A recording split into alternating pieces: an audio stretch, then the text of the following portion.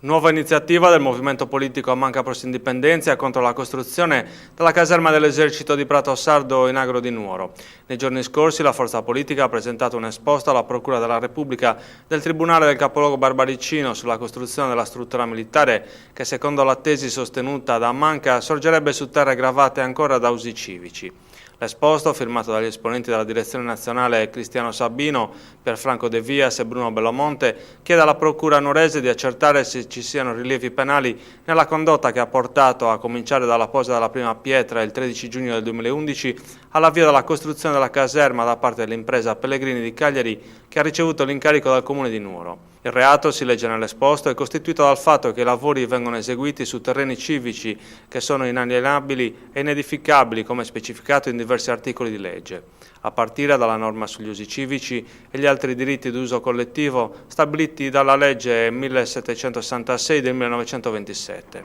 Secondo la tesi di Amanca, la costruzione della caserma è iniziata prima che il Comune procedesse allo sgravio dei terreni dagli usi civici. Un procedimento avviato, secondo Amanca, solo l'11 dicembre 2012 dal settore gestione del territorio e dell'edilizia pubblica del Comune di Nuoro, che con determinazione numero 2996 ha avviato, si legge nell'esposto, una procedura di sgravio da vincolo usi civici delle aree Nuova Caserma, Galopatoio ed ex Matatoio. Per Amanca un tentativo di operare a posteriori uno sgravio da uso civico su una zona in cui si è precedentemente dato mandato di costruire la caserma, da cui l'esposta alla magistratura affinché verifichi se ci siano dei rilievi penali nella condotta del Comune di Nuoro.